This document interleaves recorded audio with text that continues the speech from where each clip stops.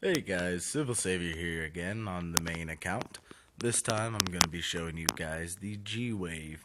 If you notice, I've got a large amount of little guys over here to the left. The reason for this is, they got little health, they don't do a whole lot, but the G-Wave, there's nothing but single target attacks coming from all the minions, so this will really slow them down while they're just near your three towers, so they'll just be able to go ham on them. I didn't put them over here because with this setup for the death box, you've got Pumpkin Duke. He's just out farther than the rest, and the last thing I want is from him to grab aggro on any of the other champs or troops that are trying to destroy these bases quick and getting the fuck out. Now, the death box, it works wonders. It really does. Most other videos you see, there's pretty much, 120 to 140 is the average level of the champions that you see in most of these other videos. And they're farming FNG and making it look easy as shit. And then, there's the average Castle Clasher that'll have all their characters around 80 to 100. And they're like, hey, I don't know if I could do that. Am I strong enough yet? Well, you see, as long as you're putting points in your hero's skills, you're leveling those skills up, you can do a lot more than you think you could. Trust me. As long as you have the right heroes, too. The best hero setup for most of the HBMs is a Pumpkin Duke for that bonus speed, as long as you've got his skill, 4 out of 9 or higher. A Spirit Mage for the AoE, as well as Thunder God. He is really the beast in here. He's just, he goes ham, I tell you. The Druid's nice, gives a little extra heals if you guys do end up taking damage. And the Succubus just destroys the Raptor at the very end. Alright, so we're going to do a G-Wave here.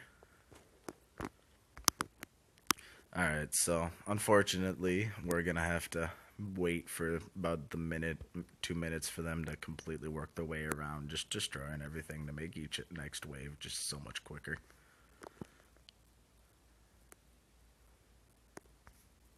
But while we're waiting for that, I would like to point out my guild is Gang Green, and we are actively recruiting right now.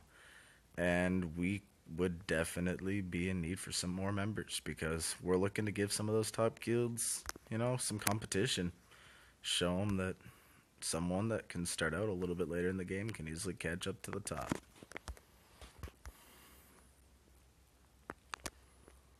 Alright, so you can see right now, they're just destroying everything. You don't lose resources in here, so it doesn't matter. Let them just wreck it all. It makes it so much easier for the next waves. It really does, because then they're just coming straight through your death box, targeting your towers. Your towers are tanking everything like a boss, while your heroes just go ham. But yeah, as you noticed, the box right over here to the right, I moved it out an extra 2 spaces more than it should be. The same thing with the north and the south. This just prevents if any of the mecha men come in and, your enemy heroes are spawned right where the mecha men are trying to go through your north or southern entrance. There is a chance that they'll destroy a building and switch to your heroes as your heroes are getting aggro on the mecha men. So I personally like to move the north and the southern walls 2 spaces farther back, as well as the troop walls 2 spaces back away from that Pumpkin Duke, because you don't want to see an accidental aggro casualty. That'll fuck up your wave, and no one wants that. No one does. They don't want to mess up their wave, miss out on who knows how much experience. But yeah, look, G-Wave, G1, 20,000 experience. It is beautiful. Just a few weeks ago, I was farming D, and I was happy with just getting 10,000 experience all in all.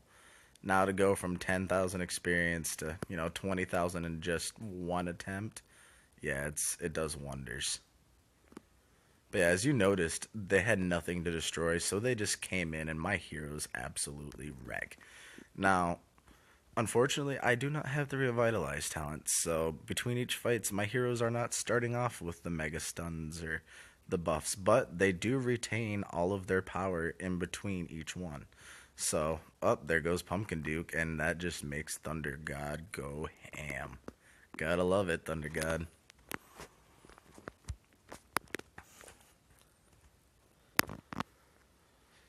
So yeah, they got one tower down, but now they're focusing another one. So my heroes get to keep going ham. I mean, I don't got to worry about a whole lot because everything's alive. My druid's healing everyone back up, so that little health that they lost that last attempt, it's doing absolutely nothing to my heroes now. It's great. It really is. Another 22,000. It's always nice to have. But yeah, here, let me zoom in here quick. Look at that. Heroes 70, 90, 89, 96. They're not that high of a level. But you know what? They really don't need to be for this. The reason for that is they just destroy everything. They really do. It's great. I mean, yeah, my heroes are dead, but you know what? That raptor's, boom, the raptor's gone. Suck you, bitch. Boom, she's almost gone too.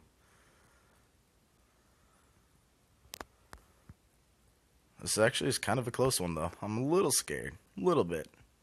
Up, suck you, bitch is gone. I've got this in the bag. I got to now. Yeah, that's what I'm talking about. They destroyed my tower, but you know what? They're still all dead. G-Wave is beat. Level 70s to 90s. I mean, look at this experience. My god, 153,000. Plus, I got golden mana on some attempts. 40 shards. Absolutely amazing.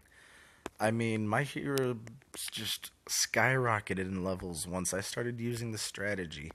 And it's absolutely wonderful. I mean, it's the best way to get shards up. I mean, if you're leveling your guild up, you're helping guildies out, donating shards. It's the best way to get the most shards a day. I mean, alone you can get about 200 plus shards just from farming effort G-Wave. It's great. Really is. But yeah, that's the G-Wave tutorial, and this is Civil Savior, signing out.